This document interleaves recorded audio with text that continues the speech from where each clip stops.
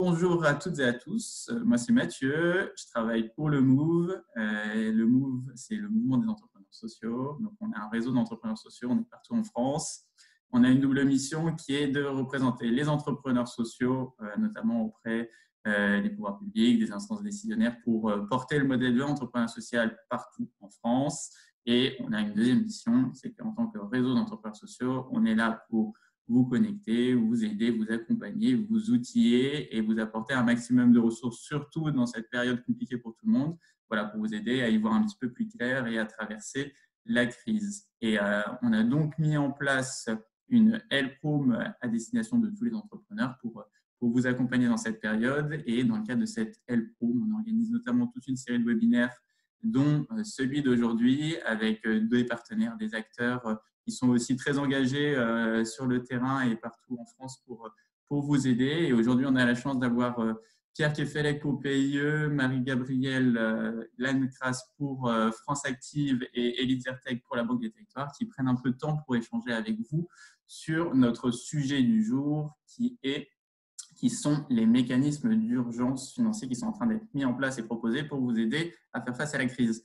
Avant de rentrer dans le vif des sujets, Pierre, Marie-Gabrielle, Elitzer, je vous invite à dire un petit mot. On peut peut-être commencer par toi, Marie-Gabrielle, et puis après, on rentre dans nos sujets. Oui, bonjour, vous m'entendez? Ouais. Allô? Oui, c'est bon, vous m'entendez? Bon, alors, bonjour à tous. Alors, je suis désolée pour ma part, vous n'allez pas me voir. Alors, c'est pas forcément grave, mais c'est parce que je suis limitée en data Internet. Alors, je sais que ça aurait été un peu mieux avec la vidéo. Je m'en excuse. On vous a tout de même préparé quelques supports que vous pourrez garder ensuite pour avoir les différentes interventions. Et donc, pour ma part, je vous présenterai France Active et les mesures que nous sommes en train de déployer en cette période pour accompagner les entrepreneurs engagés. Voilà. Merci Marie-Gabrielle. Elitzer, vous voulez dire un petit mot? Bonjour, effectivement, comme Marie-Gabrielle, moi c'est pour des raisons techniques. Apparemment, je n'avais pas de son quand je mettais la caméra, donc il a fallu choisir, je m'en excuse. Moi je fais partie de la Banque des Territoires dans le département du suivi des participations et des investissements intermédiaires. Donc, ce que je vous ai préparé aujourd'hui, c'est une présentation des dispositifs que nous mettons en place avec nos partenaires, à savoir les régions France Active, Initiative France et l'ADI, pour justement que vous trouviez des solutions de financement à court terme ou à moyen terme.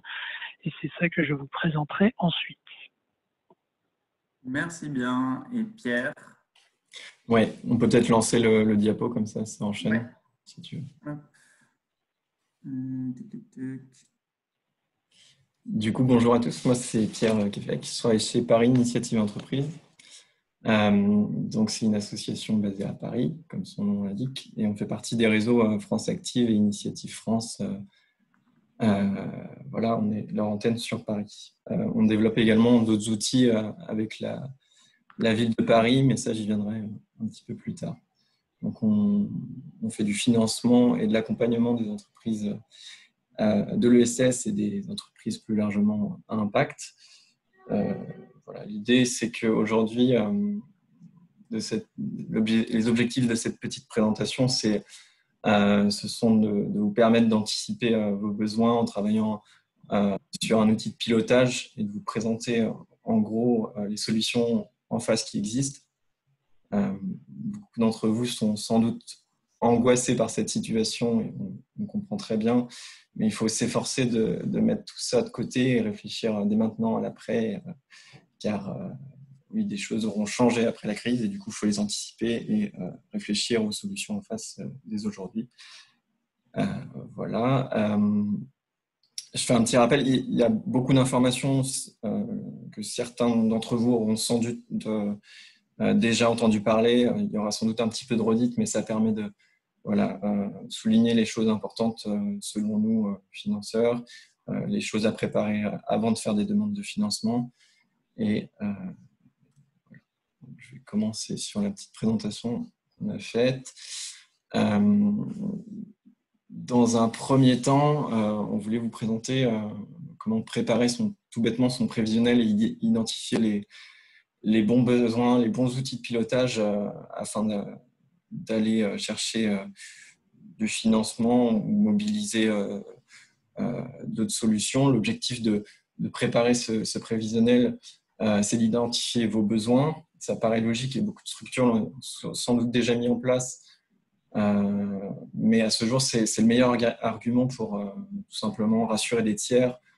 Si vous désirez étaler des échéances, votre loyer, vos factures, en présentant des arguments en face, en leur disant je serai capable de régler ces choses-là à l'avenir. Ça permet de mobiliser de la dette, soit à court ou à moyen terme, en justifiant ainsi vos besoins. Et tout simplement prendre des mesures internes. On a beaucoup entendu parler du chômage partiel. Je ne m'étalerai pas sur la question, mais voilà, c'est une solution en interne qui est possible. Donc j'ai noté également porter une réflexion sur son modèle économique. Donc tout à l'heure, je parlais du fait que effectivement, après la crise, ça sera sans doute différent d'avant la crise. Donc il y aura, en fonction de ça, peut-être des activités à mettre de côté au démarrage pour que la relance se fasse dans les meilleures conditions. Donc maintenant, je vais vous parler un petit peu de la méthode. Je t'en prie. Top. Donc pareil, c'est quelque chose d'assez classique, mais bon, ça fait du bien de le redire. La méthode pour préparer un bon prévisionnel, tout simplement, c'est partir de la situation. Donc, là, j'ai marqué de la situation à fin décembre 2019. C'est pour les structures qui clôturent à fin décembre 2019. Mais plus globalement, il faut partir de la dernière situation comptable connue à ce jour. Ça permet de partir de quelque chose de réel. Ensuite, vous travaillez sur un plan de trésorerie mensuel en partant de cette situation. Vous travaillez sur 12 ou 18 mois, complété d'un compte de résultat, d'un plan de financement. Et ensuite, travailler sur 3 hypothèses. Quelle raison? C'est qu'on ne sait pas comment on va sortir de la crise, quand on va sortir de la crise et comment va se passer la relance. Donc l'idée, c'est d'anticiper les différentes hypothèses pour justement que vous ayez un petit peu les billes avant. Donc là, j'ai donné 3 exemples d'hypothèses. Vous pouvez travailler donc sur une hypothèse optimiste avec une reprise de l'activité entre guillemets à la normale dès cet été, dès le mois de septembre. On va pas se cacher que ça sera sans doute très différent dans la réalité. Donc je vous conseille de vous concentrer plutôt sur les 2 autres hypothèses qui sont une reprise de l'activité à partir de septembre avec une remontée en puissance pendant 6 mois. Et la dernière hypothèse, c'est reprise de l'activité également autour de ces mois-là avec une phase de récession, c'est-à-dire que l'activité n'est pas comme à la normale pendant un certain mois. Voilà. Globalement, pour rappeler les objectifs de ce travail, c'est d'anticiper ses besoins, de savoir plus précisément à quel moment ils vont arriver et pouvoir plus facilement définir les leviers à activer pour répondre à ces besoins. Tout bêtement. Voilà. Je vais passer sur la seconde partie qui sont... je vais vous présenter les différents leviers à activer en fonction justement des besoins que vous aurez identifiés.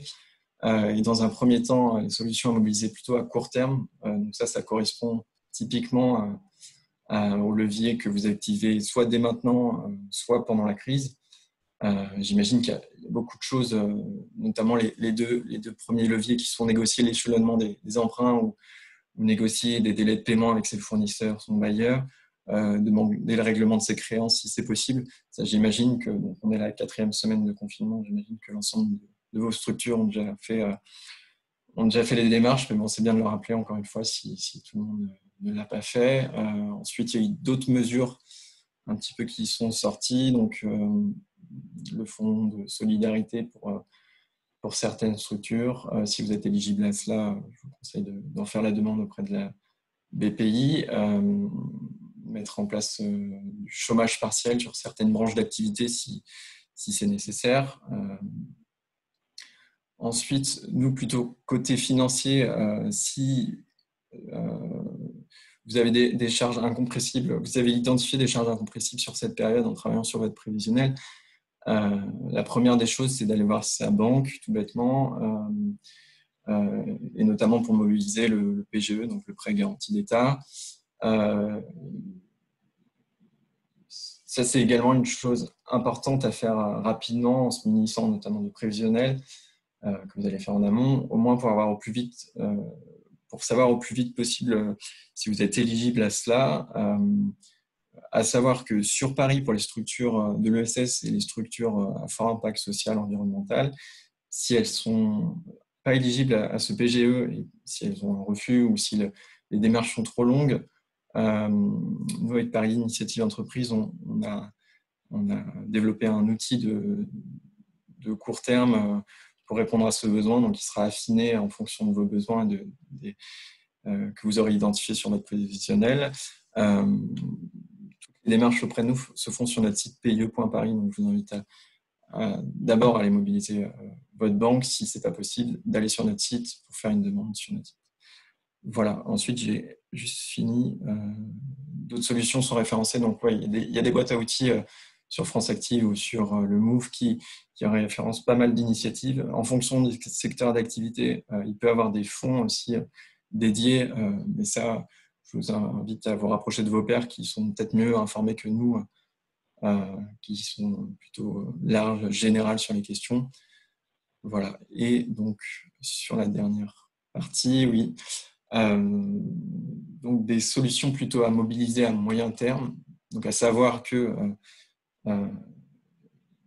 des solutions à court terme et à moyen terme peuvent être additionnées. Ça dépendra des besoins que vous aurez identifiés.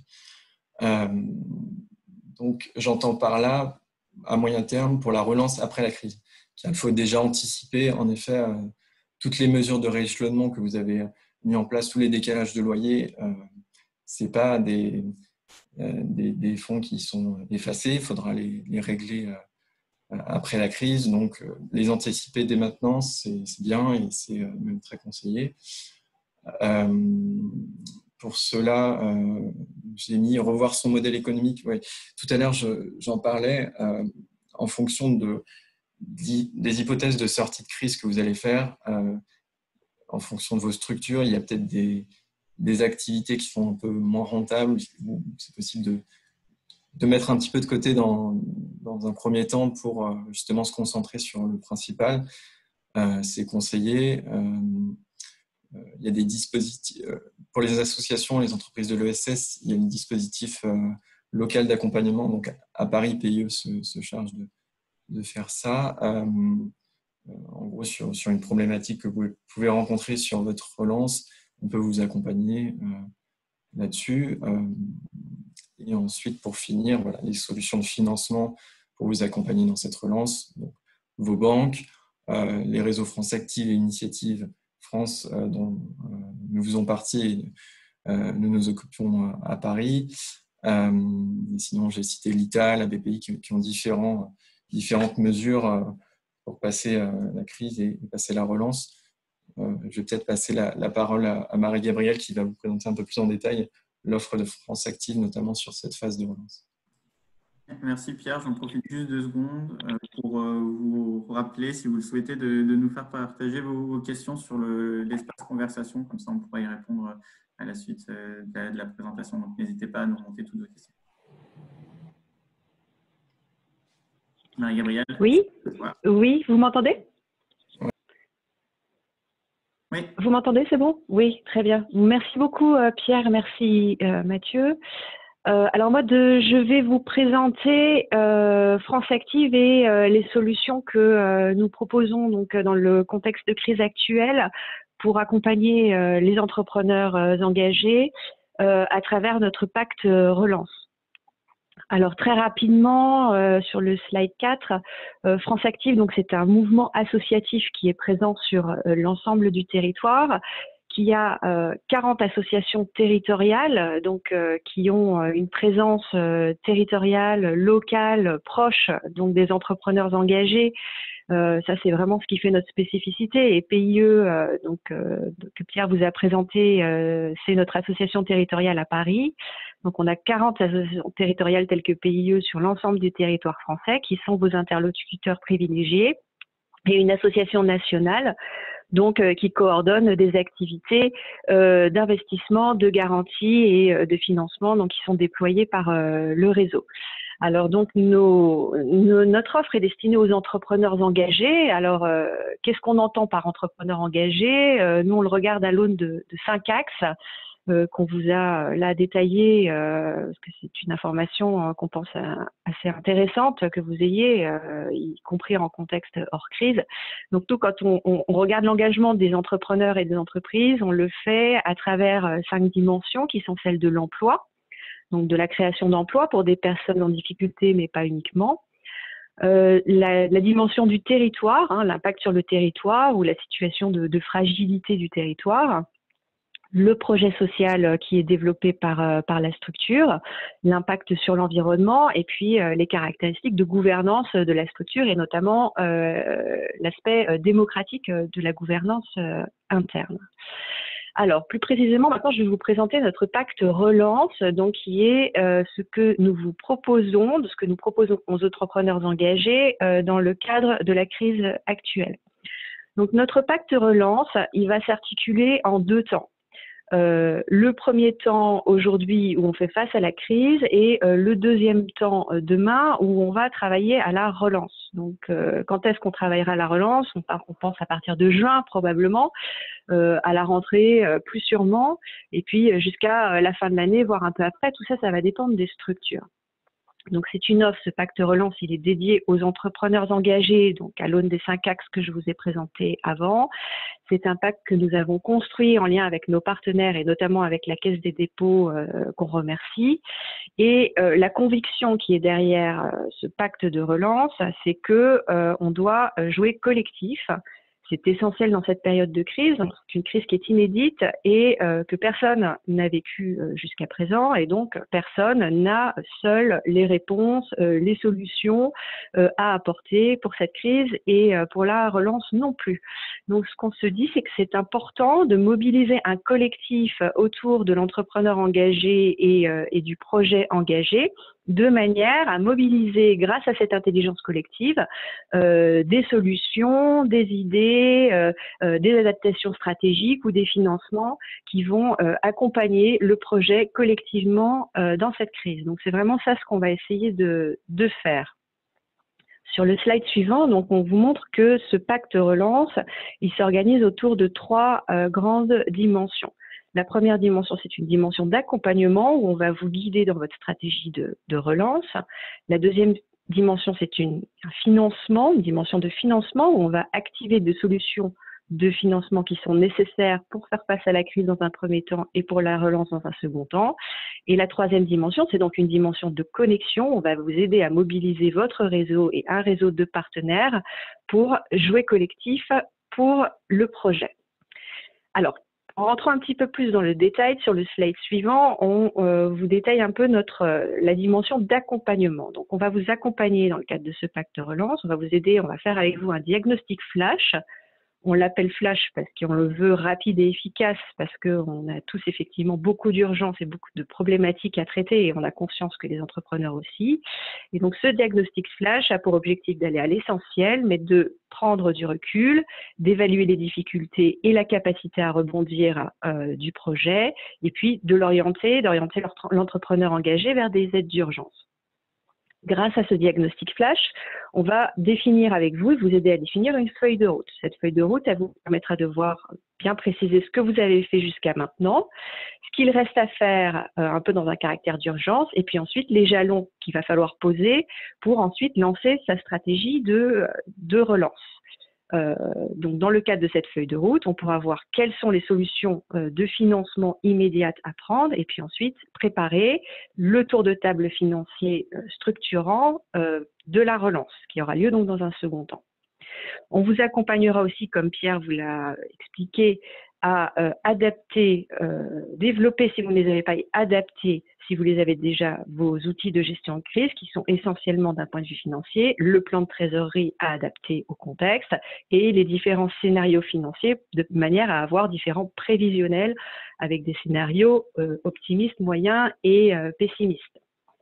Ça vous aidera à piloter votre entreprise dans le cadre de la relance. Et puis, donc avec ce diagnostic, on pourra aussi évaluer le montant des besoins de financement à court terme et liés à la relance, à court terme pour des questions donc, de gestion de trésorerie, et à moyen terme pour la relance, on va prendre en compte des questions de BFR de relance, des questions d'investissement de relance ou éventuellement de repositionnement, parce qu'il y aura peut-être des activités à repositionner, et puis peut-être aussi des questions de recapitalisation de votre structure, puisqu'il y aura peut-être des pertes qui auront été générées dans cette période de crise.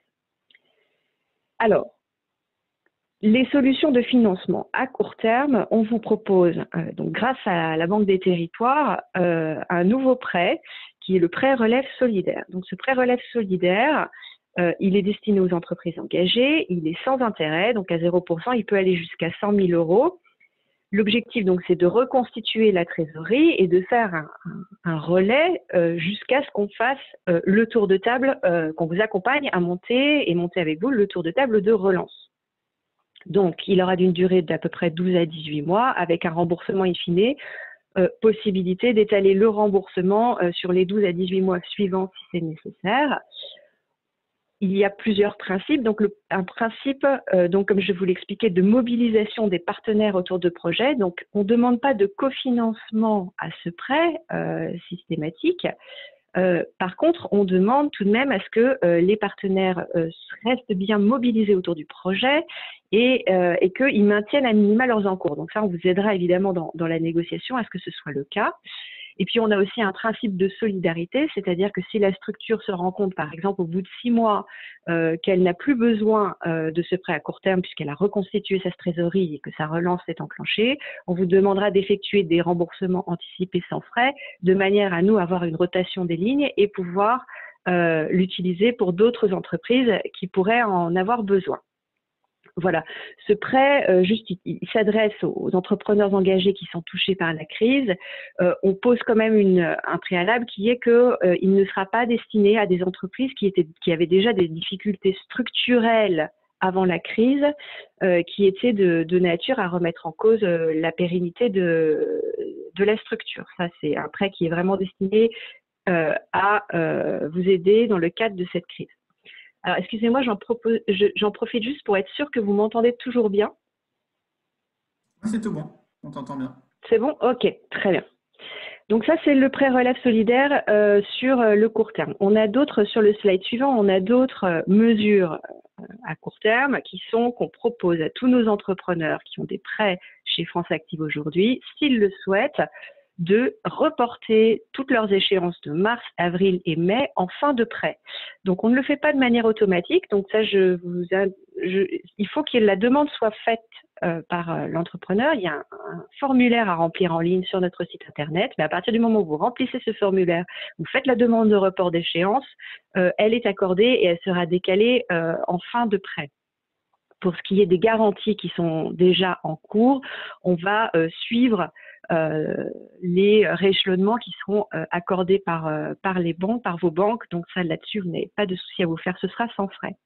Et puis ensuite, sur la question du tour de table de relance, donc dans un second temps, là, on pourra mobiliser les outils entre guillemets un peu plus classiques de France Active, ou en tout cas ceux qu'on utilisait déjà avant la crise, c'est-à-dire France Active Investissement via les prêts participatifs, les apports en fonds propres et quasi-fonds propres, aussi les lignes de contrat d'apport associatif qu'on a donc grâce à la Caisse des dépôts notamment. Et puis si la structure continue à rencontrer en fait des difficultés qui ne permettent pas structurelles, qui ne permettent pas de faire un tour de table de relance, on pourra, selon les territoires, les orienter vers les dispositifs de DASES qui sont donc pour les entreprises engagées en difficulté.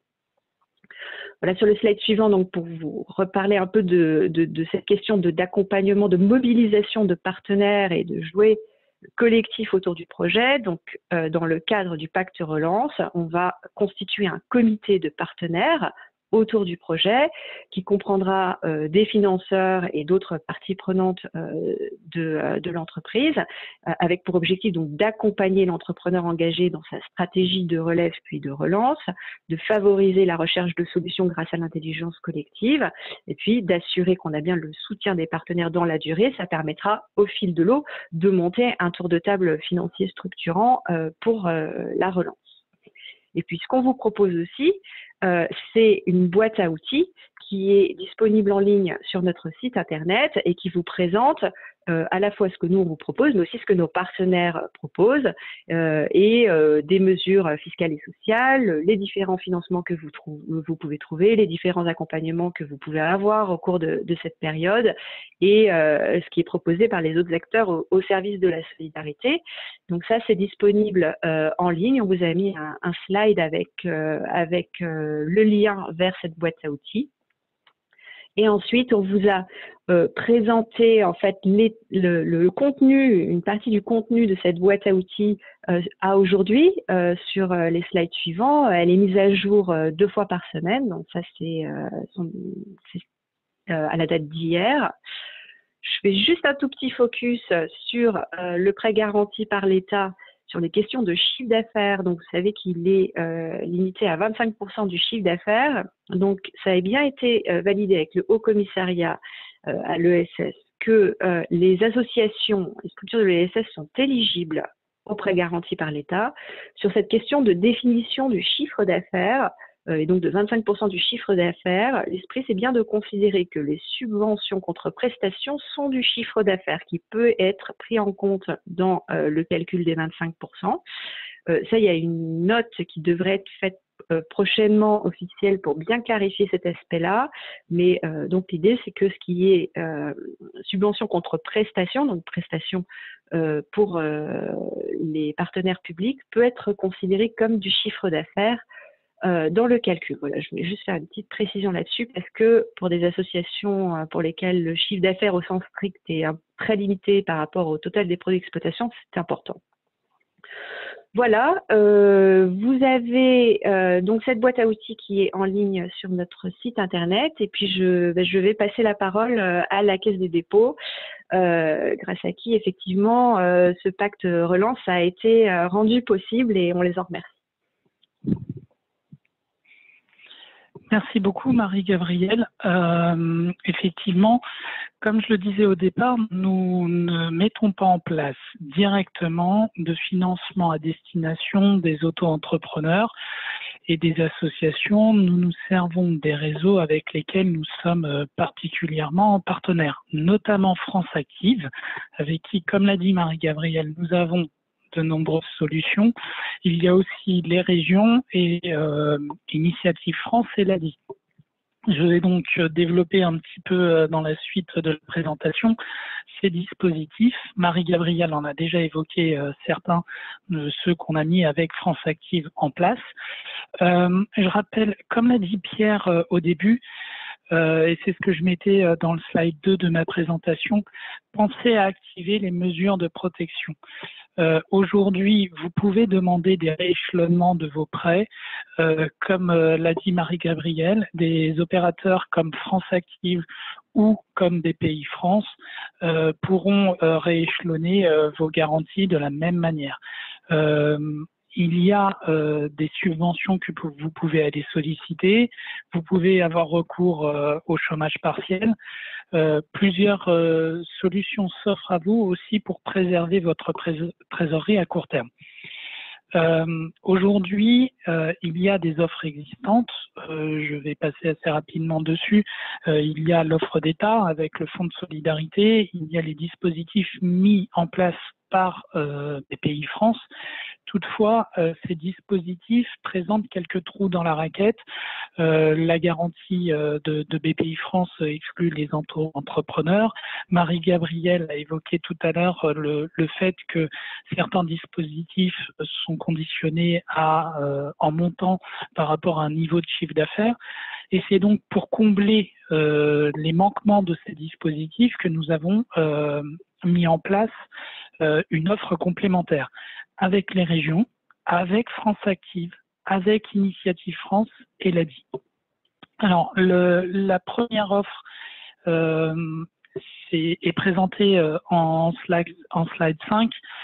On est en train, au niveau national, de mettre en place avec chacune des régions des fonds qui sont là pour apporter des solutions immédiates.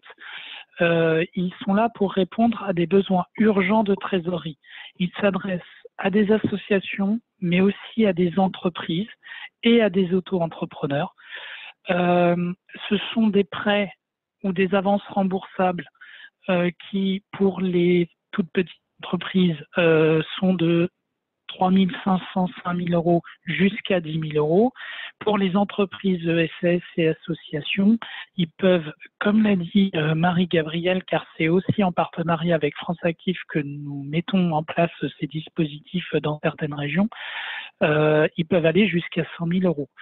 Ils ont une période de différé qui peut aller, suivant ce que les régions ont décidé de mettre en place, de 12 à 18 mois, et une période d'amortissement qui va de 2 à 4 ans. Il n'y a pas d'intérêt. Aujourd'hui, 2 dispositifs sont déjà en place. Il y a le fonds Résistance qui a été mis en place dans la région Grand Est en partenariat avec la Banque des Territoires, les régions, mais aussi les EPCI et les départements. Il y a le dispositif Pays de Loire. Ces 2 dispositifs ont mis sur le site des régions des numéros verts et des plateformes Internet sur lesquelles vous pouvez déjà déposer vos dossiers.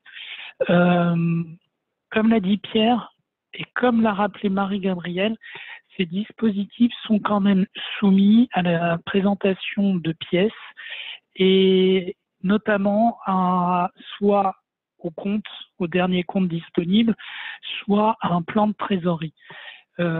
Pourquoi? Parce qu'on veut juger à un moment donné de l'adéquation de l'offre proposée avec votre besoin. Ils sont là pour vous accompagner. Il y a donc, comme l'a dit Pierre et Marie-Gabrielle, une réflexion à avoir sur le besoin de votre entreprise. La deuxième offre que nous avons mis en place, c'est ce que nous présentons en slide 7, c'est les fonds prêts d'honneur que nous diffusons avec Initiative France ou l'ABI. Ils sont là aussi pour répondre à des besoins urgents de trésorerie pour des auto-entrepreneurs et des TPE non éligibles aux prêts rebonds et atouts de BPI France. Ce sont aussi des montants de 5 à 10 000 euros. Et les termes et conditions, c'est des durées de 3 à 4 ans, un intérêt nul et un différé d'amortissement minimum d'1 an.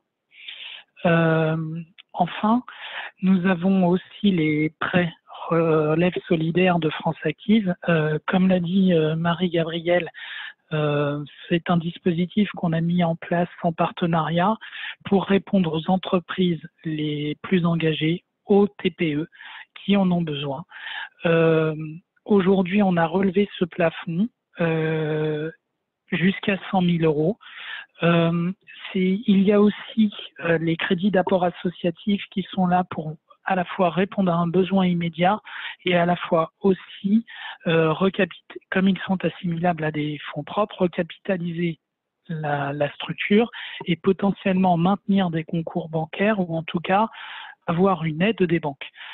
À plus long terme, la Caisse pourra étudier des investissements dans des projets, et là je parle d'investissements en direct, dans des projets dans les domaines suivants, l'éducation, la formation, l'inclusion numérique, le développement économique et local, l'hébergement spécifique et les services à destination des territoires et des personnes les plus fragiles, et participer à différents dispositifs mis en place comme les contrats à impact social. Nous restons toujours en grande discussion avec nos partenaires, que sont France Active, que sont l'IDES, INCO, Noves, Fitrust, SenseCube. On est un financeur de différentes structures qui sont là pour vous accompagner. Notre rôle est de les doter et d'être à leur côté pour qu'ils aient les moyens aujourd'hui de venir vous aider avec des solutions adéquates. Parfait. Un grand merci à tous les trois pour toutes ces précisions sur les mécanismes que vous proposez. Si cela vous va, on peut passer à un petit temps de questions-réponses et d'échanges avec les participants. On avait une première question qui était plutôt adressée à toi, Pierre, et à PIE. Est-ce que tu pourrais préciser un petit peu les aides que vous proposez côté PIE? Alors, côté PIE, donc historiquement, nous, on fait partie des réseaux France Active et Initiative. Vous m'entendez bien? Oui. Oui. Donc, on fait partie du réseau France Active et Initiative France. Donc, on déploie toute la palette d'outils que ces deux réseaux ont. Côté Initiative France, c'est plutôt des prêts d'honneur. Et côté France Active, donc, il y a des outils de garantie sur prêt bancaire, des outils de prêts participatifs, des outils que Marie-Gabrielle notamment a pu vous présenter. En plus de ça, on développe des outils en propre, notamment avec nos partenaires comme la Ville de Paris, plutôt orientés vers les structures de l'ESS et les structures à fort impact. Je faisais un focus tout à l'heure sur un nouvel outil un petit peu de crise actuellement, qui est que là, si vous avez besoin de trésorerie, que vous n'êtes pas éligible au prêt garanti d'État, que votre banque vous a refusé, ou alors qu'elle prend trop de temps à traiter votre demande, que vous êtes une entreprise de l'ESS ou une entreprise parisienne à très fort impact, nous, on peut vous accompagner. Et du coup, pour cela, il faut, donc après être allé voir votre banque, aller sur notre site pie.paris et remplir une petite demande sur notre site. De toute manière, on adaptera nos solutions de financement à vos besoins. Si c'est aussi aller voir plus loin, ça pourra être l'addition de différents outils en fonction des besoins qui seront repérés. Je ne sais pas si c'est très clair. Globalement, c'est des outils de dette, des outils de garantie, des outils d'investissement, notamment vis-à-vis des outils de France Active. Et voilà. Parfait. Merci, Pierre. C'est clair. De faire remonter vos questions sur le chat, ou si jamais vous avez votre caméra d'allumée, de lever la main si vous avez une question spécifique. Peut-être en termes de durée des dispositifs qui ont été présentés, le prêt relève solidaire, les fonds de concours, est-ce que c'est des fonds qui sont accessibles dès maintenant? Combien de temps ça prend à peu près pour réaliser les démarches? Est-ce que vous avez un petit peu plus de précision de ce côté-là? Alors, oui. Vas-y, Marie. Non, vas-y. Sur les fonds de concours, on est en train de réfléchir à dupliquer les deux premiers exemples que sont le Grand Est et le Val-de-Loire sur d'autres régions. Donc, on ne manquera pas d'informer le public concerné dans les différentes régions au fil de l'eau de leur construction. Aujourd'hui, Grand Est et Val-de-Loire sont effectifs. Comme je vous le disais, le site des régions vous permet aujourd'hui de faire vos demandes. Ces dispositifs ont une durée de vie limitée, effectivement. Vous pouvez effectuer vos demandes à compter d'aujourd'hui jusqu'à l'été. De mémoire, c'est juillet pour le Grand Est et le mois d'août pour le Pays de Loire. D'accord. Et pour le fonds prêt d'honneur et le prêt relève solidaire, eux aussi sont accessibles dès maintenant, et est-ce qu'ils ont une durée? Côté PIE, en tout cas, tous les éléments que j'ai présentés aujourd'hui sont accessibles dès maintenant, et de toute manière, on traite les demandes bien, mais on essaie de le faire rapidement également. Marie-Gabrielle, qui est de France Active et qui le met, je te laisse détailler les prêts. Le prêt relève solidaire, oui. Alors le prêt relève solidaire, l'objectif, c'est que les premiers se mettent en place en sortie de confinement.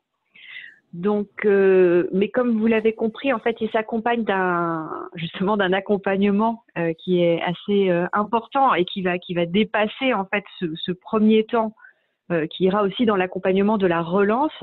C'est tout à fait utile de prendre d'ores et déjà contact avec l'association territoriale, dont vous trouvez l'adresse sur notre site internet, ou peut-être que vous connaissez déjà. pour commencer d'ores et déjà à mettre en œuvre cet accompagnement et voilà. Donc, mais en termes de déblocage, dans les semaines qui viennent là, en sortie de confinement, ça pourra être fait. Voilà.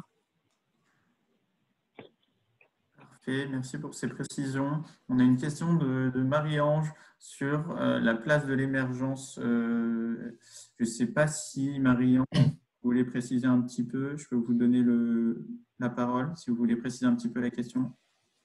Oui. Alors, vous m'entendez? Oui. Ouais, bonjour. Oui, France Active avait mis récemment, à titre d'expérience, je pense, un dispositif qui s'appelle Place de l'émergence, qui était une sorte de tour de table pour soutenir des startups innovantes socialement. Sauf que l'expérimentation a commencé juste et donc, voilà, crise sanitaire. Et je vois qu'il y a quelque chose qui, ma foi, est un peu dans la même philosophie qui s'appelle le pacte relance. Donc, je me demande si l'un remplace l'autre ou si Place de l'émergence continue à exister et si oui, quand est-ce que va avoir lieu le prochain comité? Voilà, moi, ma problématique, c'est Oui. la problématique de, comment dire, de financer des promesses d'embauche. Mais bon, voilà. D'accord. Alors, ce sont quand même deux dispositifs qui interviennent à des stades différents de l'entreprise, hein. La place de l'émergence, c'est pour l'émergence de nouvelles entreprises engagées ou l'émergence de projets nouveaux. Alors que le pacte relance, on va être sur des entreprises en fait qui sont déjà créées, d'accord. Donc on n'est pas sur les mêmes besoins. Là, on va être une subvention aussi. Exactement. Donc c'est pour ça, comme on n'est pas sur les mêmes besoins, en émergence, on a des besoins effectivement en subvention de financement de l'émergence du projet. En relance, on a alors d'abord les besoins de reconstitution avec le pacte relance, de reconstitution de la trésorerie, et puis ensuite de constitution du tour de table de relance pour financer le BFR de relance, les investissements, les repositionnements, éventuellement la recapitalisation suite aux pertes. Voilà. Donc les besoins sont différents puisqu'on parle de stades de vie et de projets différents. Pour ce qui est de la place de l'émergence, elle est maintenue, elle continue, elle est juste un peu décalée dans le temps. Il me semble que celle de mars a été décalée à avril. Donc on a un changement de calendrier, de ce que je sais, hein, on a un changement de calendrier, mais la place de l'émergence continue tout à fait. Voilà. Est-ce que ça répond à la question? Si je peux me permettre, la Caisse des dépôts qui fait partie des financeurs et des participants à la sélection des projets continue bien évidemment de soutenir la place de l'émergence. C'est quelque chose que nous avons mis en place avec France Active pour justement permettre la création de projets et l'émergence de sociétés. Dans cette période de crise, il y a effectivement un besoin de financement de sociétés déjà existantes, mais les projets continuent et on a vocation à continuer à soutenir la place de l'émergence et on sera heureux de participer aux prochaines qui ont juste été pour le moment décalées d'1 mois. Voilà. Parfait. Merci pour cette réponse. Est-ce que Marie-Ange, c'est bon pour toi, du coup, je pense? C'est bon, c'est clair, merci. Super. On avait une autre question de la part de Romain, qui a une jeune start-up qui a démarré début 2020. Et voilà, il se questionne si toutes ces aides et ces solutions, elles sont aussi accessibles pour lui. Il a notamment apparemment eu un retour du Centre Val-de-Marne de France Active qui nous a dit qu'il n'instruisait pas de nouveaux dossiers. Est-ce que vous avez des éléments à lui apporter? Alors, ça, c'est une réponse, je pense, qui a été faite pour cette période de confinement, dans la mesure où, effectivement, là, dans les semaines en cours, on a une priorité quand même sur les entreprises qu'on a déjà en portefeuille. Donc, on accompagne déjà. Ensuite, en sortie de confinement, je pense pas que la même restriction soit continue, en fait. D'accord, donc plutôt là, aujourd'hui, vous êtes focalisé sur déjà ce qui a été dans votre portefeuille, avec potentiellement, en fonction des territoires, je suppose, il y a plus ou moins la possibilité de quand même demander de faire des demandes, mais sinon, voilà, c'est plutôt à la sortie du confinement que ce sera vraiment possible de le faire de façon plus fluide. Oui, Vas-y, Marie-Gabrielle. non, en fait, ça n'empêche pas de faire la demande, parce que à nouveau, en fait, il y a quand même tout un accompagnement que France Active et ses associations territoriales réalisent. Donc, faites la demande. Par contre, effectivement, par rapport à nos délais habituels de traitement et d'accord sur des entreprises qui sont au stade d'amorçage, on va effectivement, ça va être un peu décalé dans le temps. Voilà, mais il n'empêche, faites les demandes dès maintenant. Pour compléter ce que disait Marie-Gabrielle, je ne sais pas quelle taille a cette start-up ni quel était son besoin. Faire une demande auprès de France Active, auprès d'Initiative ou auprès de BPI, c'est chacun a sa typologie d'entreprise et chacun a ses dispositifs. Ne pas obtenir un financement chez l'un ne veut pas dire ne pas les obtenir chez l'autre, car chaque dispositif couvre peut-être un secteur ou des tailles d'entreprises différentes. De plus, je le rappelle, comme je le disais au début, nous mettons en place des fonds d'urgence au fil de l'eau avec les mobilisations des régions. Le centre Val-de-Loire est aujourd'hui en réflexion. Peut-être que d'ici peu, il y aura une annonce. J'invite donc à regarder le site des régions. Parfait. Merci pour cette réponse. On a une question de DESA. Est-ce que les subventions d'exploitation reçues de sociétés privées pour une campagne grand public peuvent être incluses dans le CA dans le cadre d'une demande pour le PGE? Très bonne question. En l'état actuel des choses, on n'a pas encore confirmation précisément. Redis-moi le...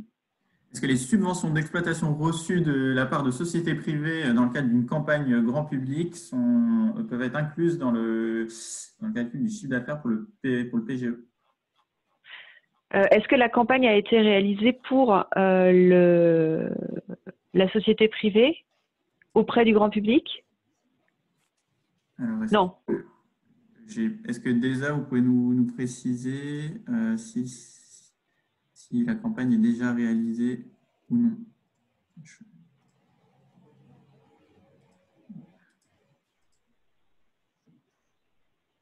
C'est pas simple, hein. C'est un sujet qui est pas simple. J'aurais tendance à dire que non. À voir si c'est à voir si c'est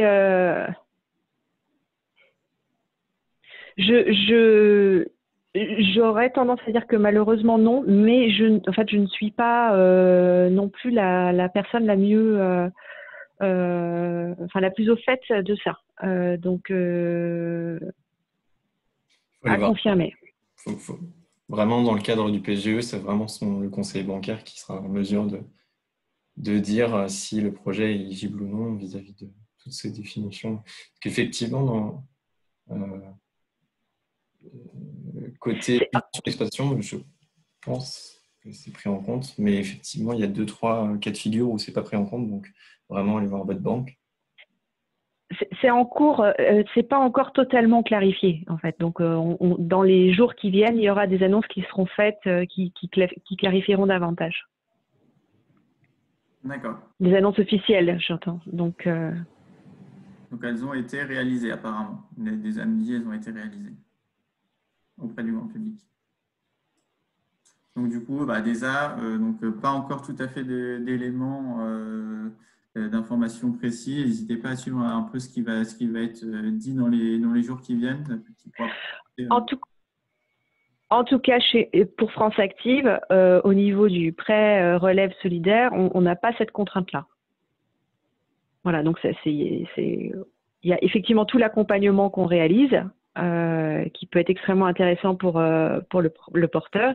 Et puis, par exemple, notamment, on n'a pas cette contrainte de définition au sens strict du chiffre d'affaires. Donc, vous pouvez prendre contact avec votre association territoriale aussi si vous voyez que le prêt garanti par l'État n'est pas suffisant pour combler la totalité du besoin de trésorerie. On est aussi là pour ça.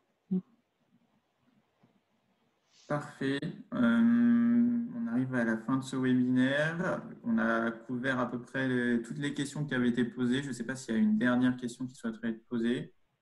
Et s'il n'y a pas de dernière question, peut-être on pourrait finir avec un petit mot de la fin sur quelques conseils que vous pourriez… Un conseil, chacun que vous aimeriez donner aux entrepreneurs là, qui vont se lancer dans toutes ces démarches maintenant qu'ils ont découvert tous les fonds et les mécanismes que vous avez mis en place.